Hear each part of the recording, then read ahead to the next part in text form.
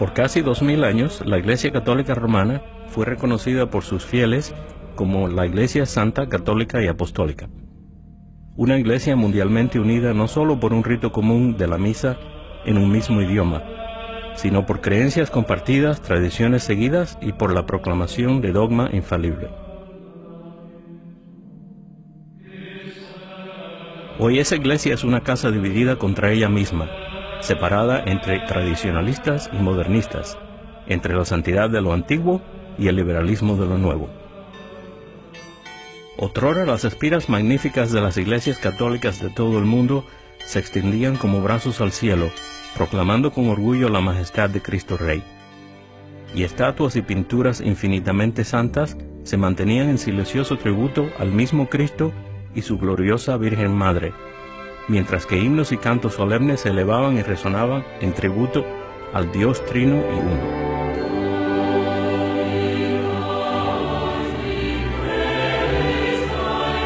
Pero en el siglo XX hemos visto abrirse camino a las fuerzas ardientes de la reforma liberal. El Papa Juan XXIII, un bien conocido modernista, expresó su deseo de dejar entrar aire fresco en la Iglesia. Entonces, en 1962, simbólicamente abrió las ventanas convocando el Concilio Vaticano II. Como si fuera una inspiración satánica, repetición de lo sucedido durante la Revolución Protestante del siglo XVI, el concilio no perdió tiempo coqueteando con muchos de los errores cometidos por herejes como Lutero, Cranmer, Zwinglio, Calvino y otros cuya influencia habían barrido en Europa y más allá. Los modernistas conciliares incluyeron a los que previamente atacaron las doctrinas fundamentales de la Iglesia, que habían cuestionado la divinidad de Cristo como también la virginidad perpetua de su Santísima Madre. Además, habían desafiado la veracidad del pecado original, el infierno y la transubstanciación. Y su influencia se manifestó en las proclamaciones del Vaticano II, que facilitaron el camino para eventualmente alterar los ritos de todos los sacramentos. Las exigencias para reformar la Iglesia sonaban a lo largo de la Basílica de San Pedro, dando eco a las exigencias de Martín Lutero de unos 400 años antes. Y antes de que terminaran las sesiones finales del concilio, los cambios se insinuaron dentro de la misa. El Vaticano II terminó en diciembre de 1965. Ahora las fuerzas liberales, de las que habían advertido algunos papas previos, explotaron con furia errada. Everybody's a minister of the Eucharist, my brothers and sisters. Do you know why we change that? Why change that? Y el espíritu del concilio dio paso al nacimiento del Novus Ordo, el nuevo orden de la misa y en efecto el comienzo de una nueva iglesia. El mismo Pablo VI, siempre partidario del Vaticano II, más tarde reconoció que muchas nubes, tormentas y oscuridad habían seguido al concilio y que el humo de Satanás había entrado a la iglesia. Pero ni aún él pudo prever la destrucción y desacralización que se acercaban. Un aspecto obvio de la revolución del Vaticano II es el cambio en la arquitectura de la Iglesia. En los últimos 30 años, muchas estructuras antiguas y magníficas han sido modificadas o destruidas. Y después del Vaticano II, la jerarquía ordenó que los grandes templos, que también son obras de arte, ya no se construyesen, porque son un agravio al pobre. Salvo raras excepciones, la construcción de estructuras nuevas y magníficas dedicadas en honor a Dios fueron reprimidas.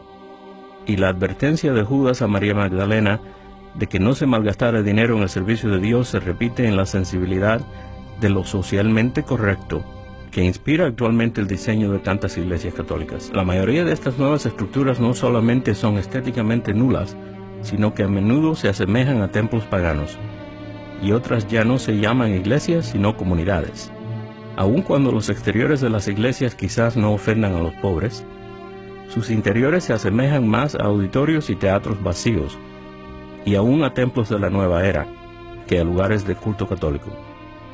Al mismo tiempo, los interiores, una vez sagrados de iglesias antiguas, han sido transformados en simples fachadas, privadas de gracia y solemnidad pasadas. El mobiliario tradicional y santo que por generaciones fuera identificado exclusivamente como católico ha sido destruido, en lo que puede parecerse a la destrucción y desacralización forjados por el reino de terror de la Revolución Francesa en los años que siguieron al Vaticano II, hemos visto virtualmente cómo se han desmantelado y saqueado las iglesias católicas alrededor del mundo. Michael Matt, editor del periódico The Remnant, describe sus propios recuerdos escalofriantes de una experiencia similar en su niñez. Fue también en la iglesia cuando vinieron los cambios, que el mármol del altar mayor fue cortado con cegueta y serruchado en pedazos, y hasta la fecha, si alguien de ustedes visita el periódico The Remnant, puedo llevarlos al estacionamiento de la iglesia en que yo fui bautizado y mostrarles cómo los pedazos se usan como topes. Imitando una práctica hereje iniciada en el siglo XVI, los altares de mármol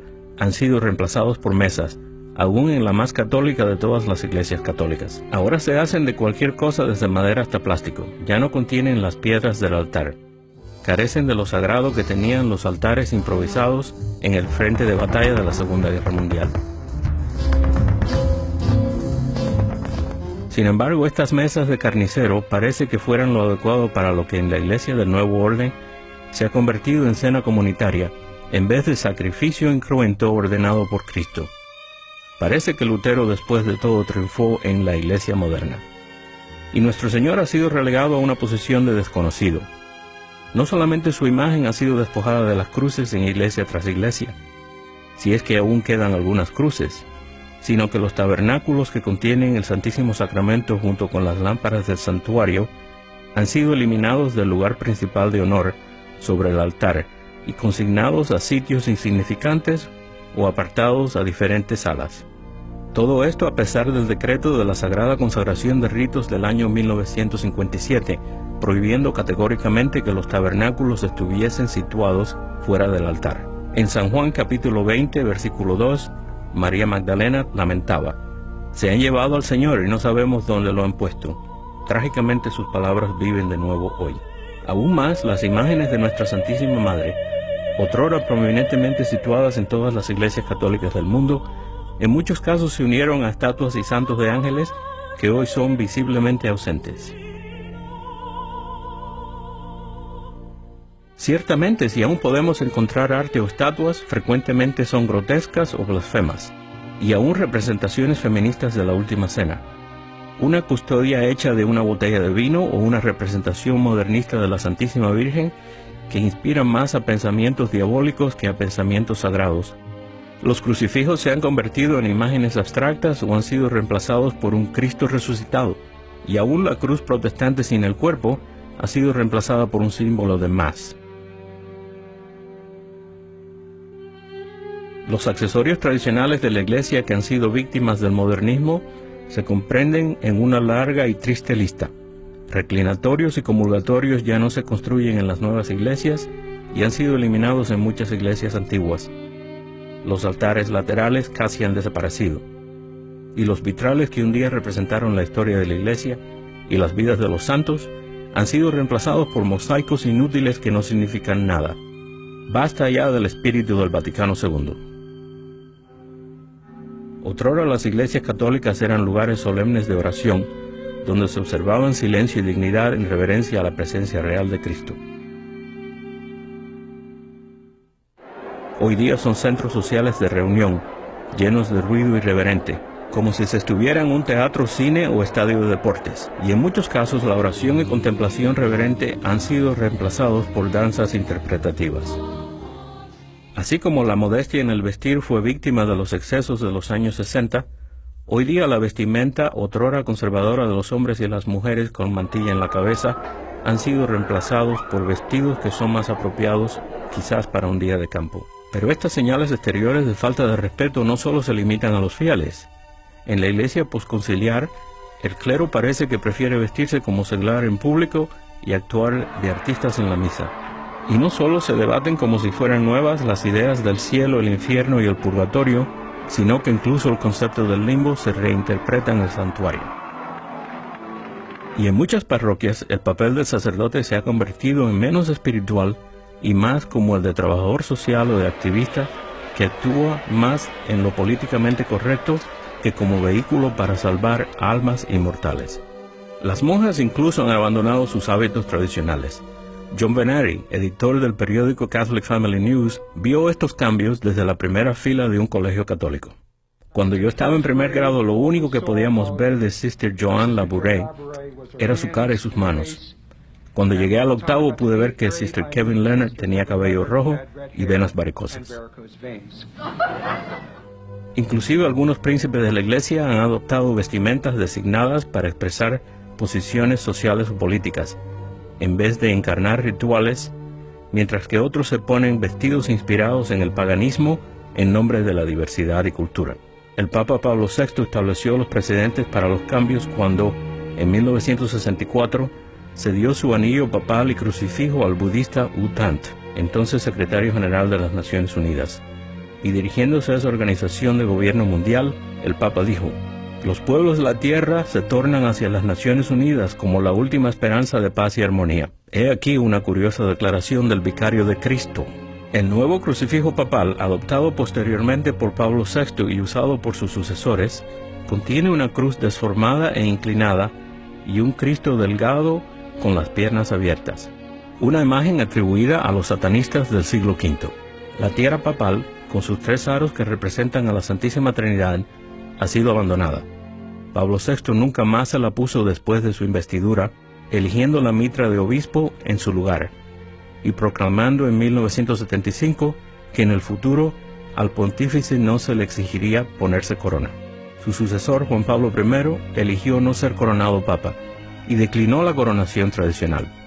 Optó por una ceremonia que él mismo ayudó a diseñar, y fue el primer papa que no usó la corona que siempre simbolizó el liderazgo de la Iglesia Católica Universal. Juan Pablo II siguió su ejemplo. Pero la vestimenta eclesiástica o la ausencia de ella no son lo único de la nueva Iglesia que ofende.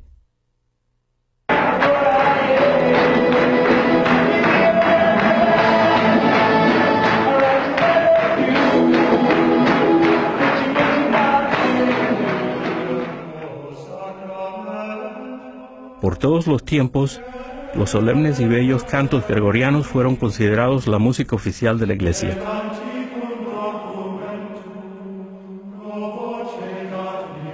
Y según pasó el tiempo, la música más espléndida jamás compuesta por los grandes maestros fue escrita para la celebración de la misa.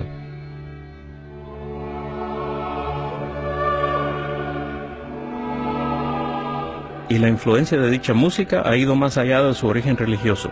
El Dr. David Alan White, profesor de inglés de la Academia Naval de Estados Unidos y un estudioso de la música clásica, ha dicho: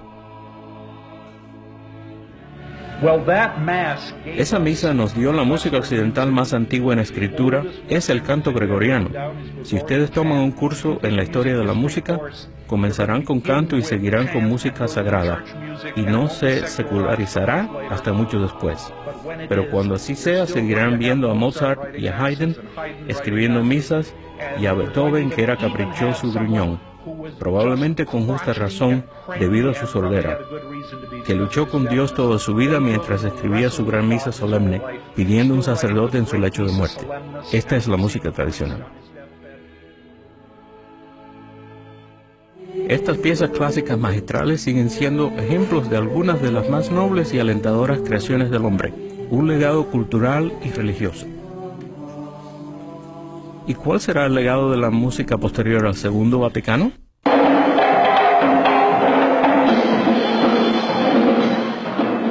Pero hay cambios en la Iglesia moderna que van más allá de lo que se oye y se ve. Cambios menos visibles, pero mucho más importantes. Indudablemente influenciados por la presencia de un gran contingente de observadores no católicos en el concilio, las reformas decretadas por la Constitución de la Liturgia del Concilio Vaticano II llevaron a enmiendas arrolladoras en los ritos de los 7 sacramentos. Solo durante el reinado de Pablo VI, todos los sacramentos sufrieron cambios mayores.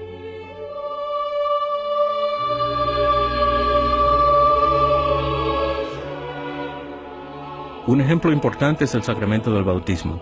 El nuevo rito, visto aquí durante una misa del nuevo orden y realizado por un diácono mientras que el sacerdote observa, tiene gran semejanza al orden del bautizo que creó Lutero en 1526.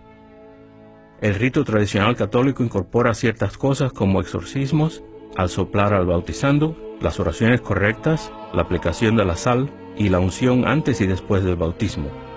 Todos son elementos que fueron eliminados por Lutero y que también han sido eliminados en la Iglesia moderna. Y ahora parece que la ceremonia del bautismo es solamente una iniciación a la comunidad cristiana en vez de la redención del pecado original.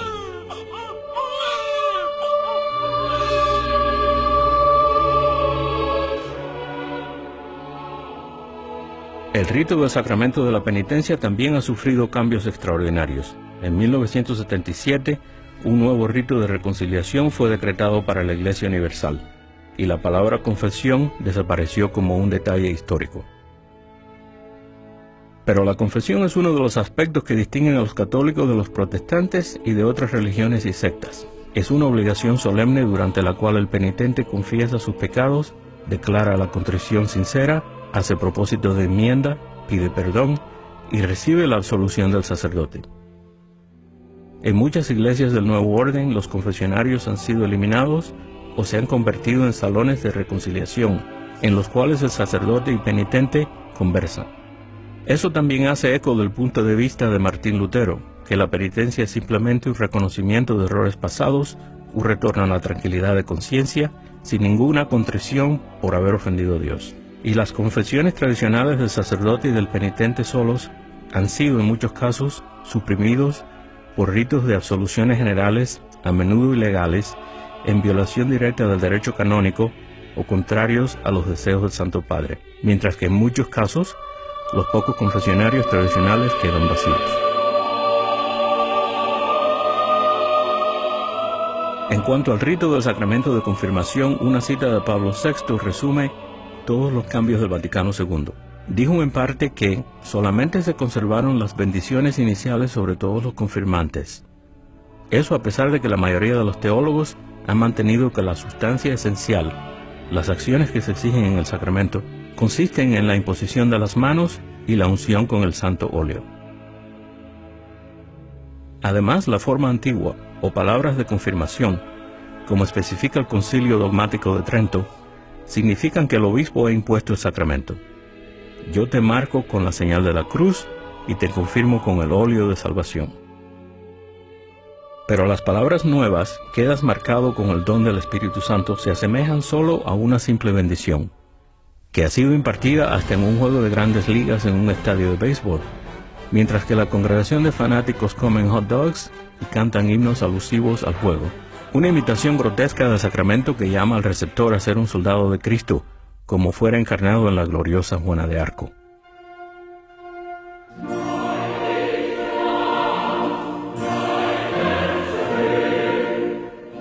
El rito del sacramento del matrimonio, sin embargo, ha cambiado poco después del Vaticano II en lo que se refiere a la ceremonia en sí, excepto el aumento en matrimonios mixtos donde el sacerdote con o sin el celebrante no católico administra el rito a ambos partícipes, creyente y hereje por igual.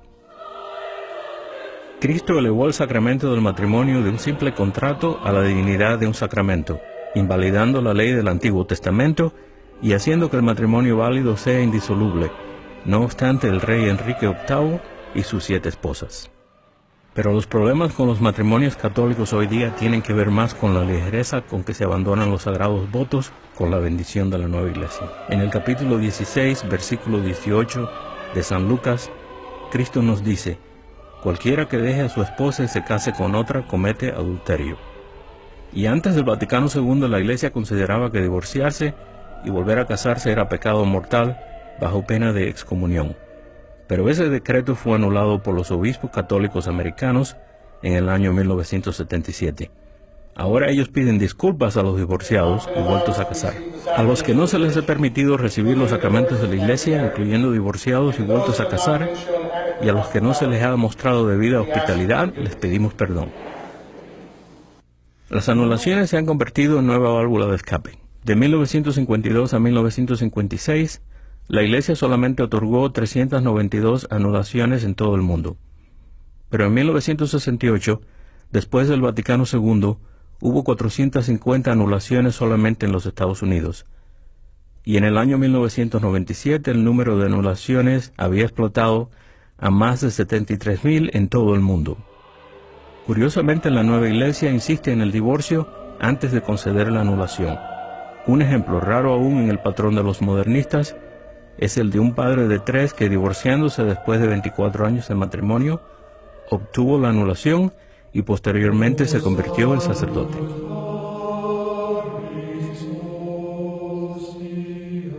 Pero estos incidentes son poco en vista de los cambios que ocurrieron en el rito del sacramento de la orden sacerdotal. El Vaticano II decretó oficialmente que los ritos de las ceremonias y sus textos fueran corregidos. Y sin duda que fueron corregidos, a pesar de la declaración del Papa Pío XII en Sacramentum Ordinis, que a nadie se le permitiera cambiar el rito. Mientras que habían existido 8 pasos que involucraban directamente la ordenación sacerdotal, en 1968 se redujeron a 2 debido a cambios hechos por Pablo VI, aunque los cambios fueron prohibidos por el Concilio de Trento. En el rito de ordenación sacerdotal tradicional, el obispo instruye al candidato diciéndole que la misión del sacerdote es ofrecer sacrificio, bendecir, guiar, predicar y bautizar. Hoy día, sin embargo, el ordenado es simplemente consagrado a celebrar la liturgia. Pero de un significado mucho mayor es que se han eliminado ciertas oraciones esenciales. A los sacerdotes ya no se les concede específicamente el poder de cambiar el pan y vino en cuerpo y sangre de Cristo, se les ordena específicamente que perdonen los pecados. Estas omisiones son paralelas a la eliminación de numerosas oraciones de ordenación de los reformadores protestantes del siglo XVI, como el rito del nuevo orden, que reduce al sacerdote a presidente de la asamblea.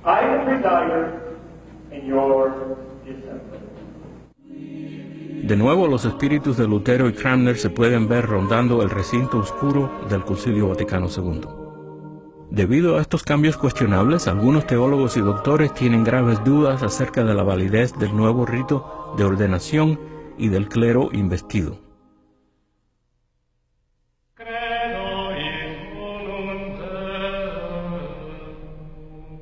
Otro cambio deplorable en los ritos de los sacramentos es la extrema unción, comúnmente llamado el último rito, llamado así porque en muchos casos es el último sacramento de la vida del receptor.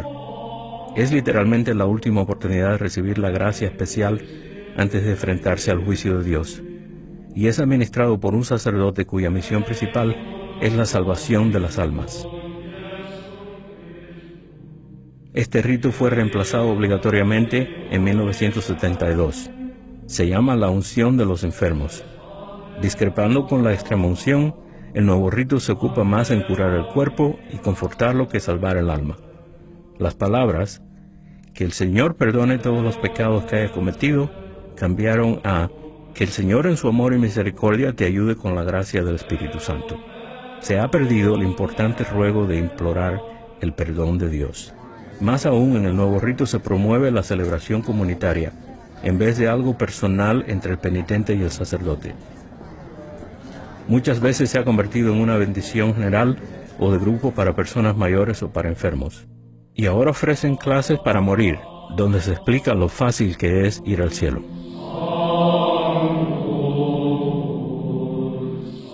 Pero hay algo más importante, más trágico y más doloroso de lo que hemos perdido en la división de tradicionalistas y modernistas. Va al mismo corazón y alma de nuestra fe. Es el sacramento de la Sagrada Eucaristía, el santo sacrificio de la misa. La misa tradicional en latín ha sido transmitida cuidadosamente a través de los años, la verdad de nuestro Señor tal como fue recibida por los apóstoles. Para mantener esa verdad, el Papa San Pío V codificó e infaliblemente canonizó la misa para todos los tiempos y en perpetuidad, en Quo Primum. Esta bula papal de 1570, con toda su autoridad, termina con un aviso. Si cualquier persona se atreve a cambiar este decreto, déjenle saber que ha incurrido la ira de Dios Todopoderoso y de los santos apóstoles Pedro y Pablo. El texto completo de esta proclamación apareció en la carátula de todos los misales del altar desde ese momento y fue ratificado por la sucesión de unos 35 papas hasta Juan XXIII. Pero el Papa Pablo VI, ignorando la advertencia de San Pío V, estableció una comisión para instituir las reformas ordenadas por el Vaticano II, muchas de las cuales reflejaban las poderosas influencias de observadores no católicos que asistieron al concilio. Luego, en el año 1969, Pablo VI impuso el nuevo rito de la misa a la feligresía católica mundial. De nuevo, John Vennere. El periodista Jean Guitton, muy amigo del Papa Pablo VI, confirmó que el firme propósito del Papa fue protestantizar la liturgia. En una entrevista de radio, Guitton dijo: la intención de Pablo VI fue reformar la liturgia católica para que casi coincidiera con la liturgia protestante. Pero lo curioso es que Pablo VI hizo esto para que se asemejara lo más posible a la cena protestante del Señor. Pablo VI tenía la intención ecuménica de eliminar lo que fuera demasiado católico, para asemejarla más a la misa calvinista.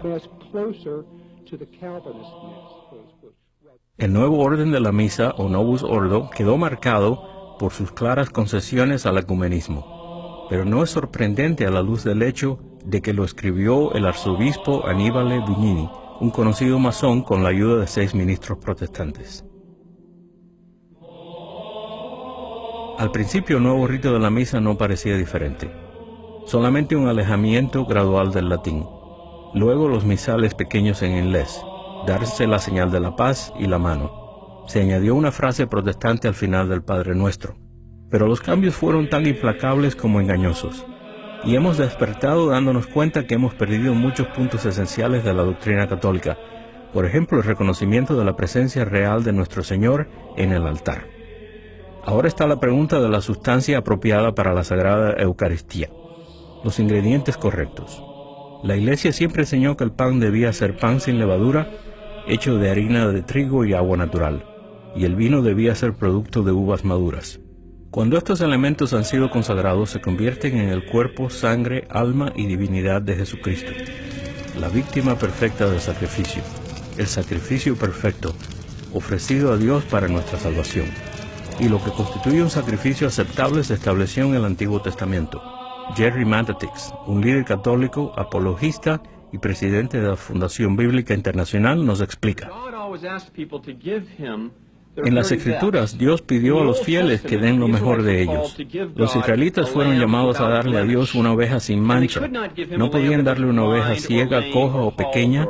Tenían que darle la más robusta, la mejor que tuvieran. Como está escrito en el Génesis, Abel ofreció a Dios lo mejor de su rebaño, sus mejores animales, para celebrar el sacrificio perfecto.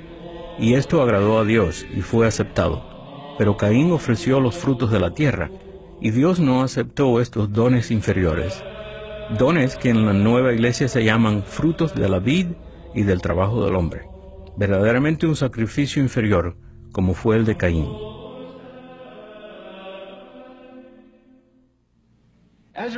Como resultado, si le ofrecemos a Dios la nueva misa, el sentido común nos dice que le estamos ofreciendo algo inferior a Dios, menos noble, menos maduro, menos sublime, menos elevado, menos exacto, menos glorificante, menos majestuoso, menos trascendente que si se le ofreciera el antiguo rito.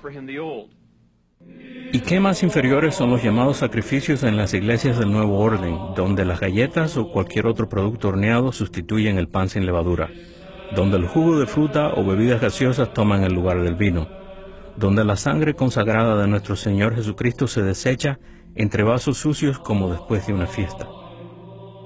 Peor aún son las revisiones de la forma de la Sagrada Eucaristía, las palabras que Cristo mismo usó durante la consagración. Han sido cambiadas tan drásticamente en las nuevas oraciones eucarísticas que la transustanciación, el cambio del pan y vino al cuerpo y sangre de Cristo, se hace cuestionable. La declaración de Cristo de que su sangre fue derramada por ti y por muchos ha sido cambiada a por ti y por todos. La diferencia entre las palabras muchos y todos es obvia, y este cambio introdujo un concepto de salvación que incluye a todos, que claramente no fue la intención de nuestro Señor. Es interesante que en otros ritos católicos aprobados, e inclusive en la Iglesia Episcopal, se mantiene la palabra muchos en sus oraciones eucarísticas. Solo la Iglesia de Martín Lutero y la Nueva Iglesia Católica han cambiado de muchos a todos. Más allá, las palabras misterio de fe, que reconocen el misterio de la transustanciación, han sido eliminadas de la consagración del vino. De acuerdo a la Sagrada Tradición, estas fueron las palabras de Cristo, afirmadas por los papas a través de los años y preservadas para todos los tiempos en Quo Primum, Pero en la nueva misa de Pablo VI, estas palabras se refieren a la declaración amistosa protestante: Cristo ha muerto, Cristo ha resucitado, Cristo volverá. Más una afirmación de lo obvio en vez de un artículo de fe, y ciertamente no un misterio. Se han perdido también de la misa las oraciones al pie del altar, y muchas de las oraciones del ofertorio, y las oraciones leoninas. Unas 35 oraciones en total, borradas junto con numerosas reverencias, símbolos y gestos que las acompañaban. Y borrado también el último evangelio. En su lugar no nos sorprendería escuchar que el Padre ha abandonado el oficio. También en la nueva iglesia se ha perdido la noción que solo las manos consagradas del sacerdote pueden tener contacto con el sagrado cuerpo de nuestro Señor. Nada menos que la autoridad de Santo Tomás de Aquino, el doctor y ángel de la iglesia, ha declarado: en reverencia al sacramento, solo las manos consagradas deberán tocarlo. El Concilio de Trento enfatizó que aún las manos del sacerdote que han tocado el cuerpo consagrado de nuestro Señor no deberán tocar nada más, ni incluso el cáliz sagrado, hasta que hayan sido lavadas con agua y vino sacramental.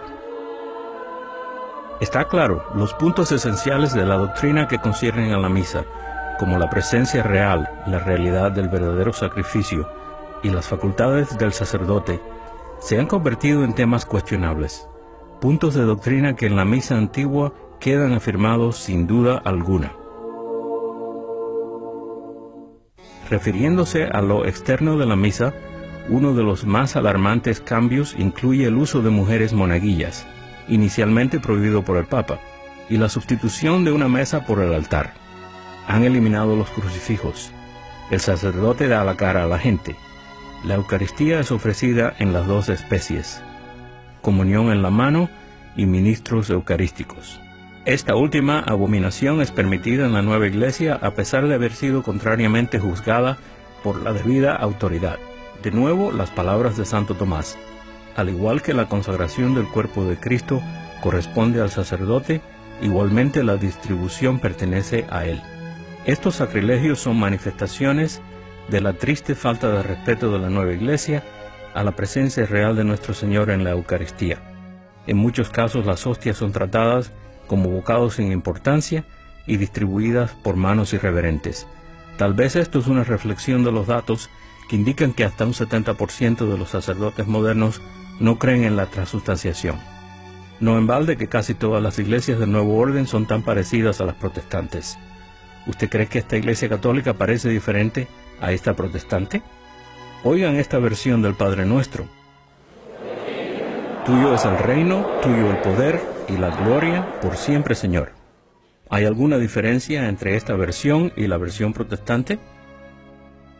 ¿Hay alguna duda que la Iglesia Católica moderna ha sido efectivamente protestantizada, envenenada por errores modernistas y protestantes que la atacan desde dentro? Pero no termina allí. Las bendiciones, el rosario, las novenas y otras devociones han desaparecido.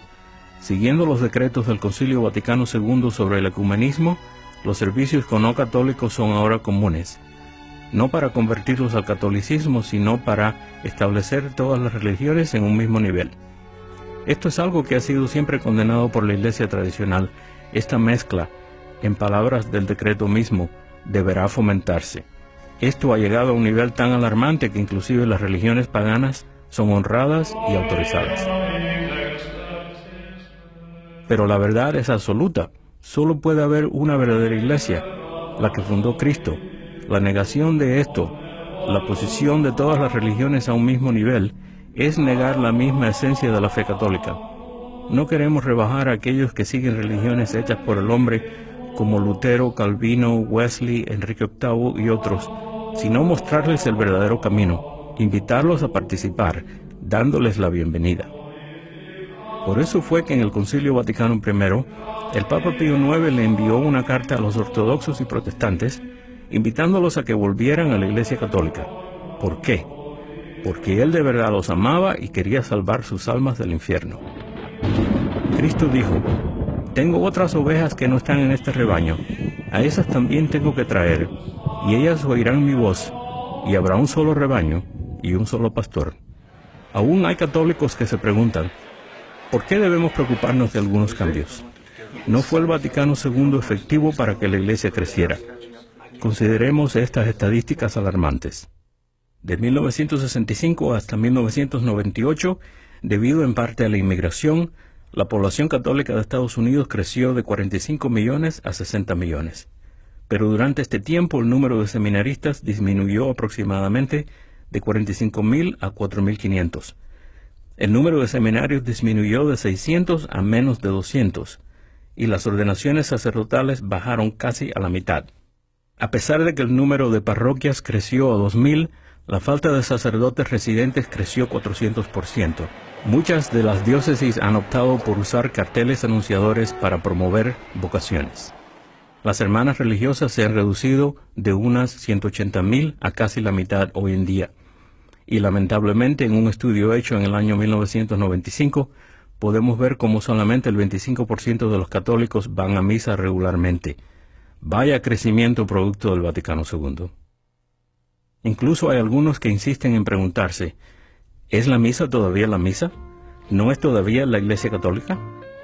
Trágicamente la respuesta es no, y es solo cuando revisamos estos cambios enteramente que la magnitud de lo que hemos perdido se hace obvio. Es una nueva iglesia, verdaderamente una nueva religión. Si no, ¿cómo se pueden explicar cosas como la misa de hula, los bailes en el santuario, las misas de payasos? Y para los católicos que mantienen que esos abusos no se cometen en sus parroquias, consideren esto. Incluso cuando los cambios externos sean mínimos, no son cosas como la arquitectura y la música las que son el problema principal. De vital importancia es lo que ha pasado con los sacramentos. Allí los cambios son menos obvios, pero universalmente peligrosos, y hay muchas serias y legítimas preguntas acerca de su validez. Así que no se trata de la nostalgia de tiempos pasados o por la misa en latín que nos obliga a volver al catolicismo tradicional.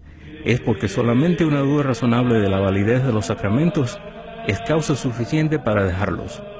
En efecto, de acuerdo al derecho canónico, es obligación católica hacerlo. Cualquier otra acción crea un daño grave a nuestra fe y a nuestra salvación eterna. Aquellos que vacilan en volver a la misa antigua porque temen que desobedecerían, no deben ir más lejos que Cubo Primo. El Papa San Pío V decretó que el rito del misal romano podía ser usado libre y legalmente y por virtud de la oficina apostólica. Y añadió, lo otorgamos y lo permitimos para siempre. Además, en 1995, Alfonso Cardenal Stickler proclamó que incluso el Papa no puede prohibir una misa que se ha dicho por siglos y que además ha sido la misa de miles de fieles y de miles de santos. Y su eminencia añadió que una comisión papal de 9 cardenales asignados por Juan Pablo II unánimemente acordaron que ningún obispo puede prohibir a ningún sacerdote católico que diga la misa tridentina, y confirmó que los 9 cardenales habían determinado que la misa tradicional en latín nunca había sido oficialmente prohibida. Es vital tener en mente el aviso del Papa San Félix III. No oponerse al error es aprobarlo, y no defender la verdad es suprimirla, e inclusive negarse a confundir a los hombres malvados cuando podemos hacerlo, no es menos pecado que apoyarlos. Así es que no solamente somos libres de volver a la iglesia tradicional, sino que estamos obligados a hacerlo, porque ahora hemos visto los cambios desastrosos de la nueva iglesia. Con más importancia debemos reconocer la terrible pérdida que estos cambios han causado a la verdadera fe católica. Afortunadamente hay un camino hacia la restauración. Jesús prometió que su iglesia sería para siempre, así que es importante mantener la esperanza. Hoy día hay una reserva fiel y vital en esa iglesia verdadera. Las señales están en todas partes. Por ejemplo, los periódicos católicos tradicionales están floreciendo y representan una voz en la restauración y perseverancia del catolicismo tradicional. Más y más reuniones de seglares tradicionalistas se extienden por toda la nación y alrededor del mundo. Todos los años un número creciente de católicos tradicionales participa en la costumbre penitencial de caminatas y peregrinaciones, como la antigua peregrinación de Chartres en Francia hasta las más pequeñas pero no menos fervientes peregrinaciones en los Estados Unidos, y todas terminan con la celebración de la misa tridentina. Continuando la tradición de las viejas peregrinaciones, cientos de católicos se reunieron en el centro de Phoenix, Arizona, para una caminata espiritual. Católicos de todo el valle vinieron a unirse al evento de hoy, cantaron himnos y oraron, mientras sostenían estandartes religiosos. Algunos católicos dicen que esta caminata les ayuda a obtener la gracia y a fortalecer su fe. Y el resurgir de la participación laica es evidente en el aumento de los lugares donde se celebra el culto tradicional católico, aunque algunos no sean tan tradicionales en apariencia. Las misas en latín están disponibles alrededor de la nación, desde capillas independientes a las iglesias de la Sociedad de San Pío X hasta los portales de las casas de los feligreses, y algunos incluso que se predican en locales de hoteles alquilados. Aquí nos hallamos en esta pequeña catacumba en este hotel. Es lo que es, una catacumba moderna, tratando de entender cómo vamos a salir de esto, pues aún dentro de la iglesia no tenemos refugio seguro. También pueden encontrarse misas tradicionales en capillas de cementerios, capillas de boda y de vez en cuando, por una necesidad extrema, prestadas por iglesias protestantes. Pero este tipo de ecumenismo particular no ha sido aceptado por la jerarquía de la Iglesia Católica moderna. Y las misas tradicionales se celebran en casas elegantes donde incluso un piano, con los requisitos indispensables, sirve de altar. Otras se realizan a cabo en lugares más modestos, donde a veces significa que las personas traen sus propios reclinatorios. Gracias al directorio publicado por el padre M.E. Morrison, pueden localizarse fácilmente las capillas tradicionales a lo largo del país. Y como las iglesias católicas antiguas, todas ofrecen la inalterable, inmutable, solemne y sagrada misa de todos los tiempos, la misa tradicional en latín. Queda claro que el combate está trabado. Ahora todos debemos esforzarnos para aliviar los sufrimientos de nuestro Señor, pues de nuevo sufre la persecución. Estar a su lado cuando nuevamente es condenado, esta vez por los abusos modernos de su iglesia. Debemos ayudarlo a llevar la carga de esta nueva cruz que se le ha colocado en los hombros. La cruz de la falta de respeto, de la indiferencia y del sacrilegio. Por nuestra lealtad y fe debemos ayudarlo a levantarse cuando tropiece bajo el peso de lo profano e impío. Y ayudar a aliviar el dolor de su bendita madre, ignorada cada vez más por los modernistas, al ver ella a su hijo y a su iglesia sufrir esta nueva pasión, y estamos llamados a ayudar a restablecer su lugar correcto al lado de su hijo. Debemos ser los nuevos Ireneos que por nuestra continua devoción a la verdadera Iglesia Católica ayudemos a levantar esta nueva carga moderna de Cristo. O nuevas Verónicas, que esparciendo la fe tradicional, limpiemos la sangre y lágrimas de tristeza de su magnífica cara. Como las mujeres de Jerusalén, también podemos llorar por nuestros hijos, como nuestro Señor ordenó, pero luego debemos guiarlos para que no sigan a los ciegos. Y no importa cuántas veces tropiece nuestra iglesia bajo el peso del ataque liberal, como Jesucristo tropezó bajo la cruz, debemos ayudarla a mantenerse en pie, igual que ayudaríamos a nuestro Señor mismo. Incluso cuando es despojada de su dignidad, como Él fue despojado de sus vestiduras, debemos seguir la lucha por la verdad.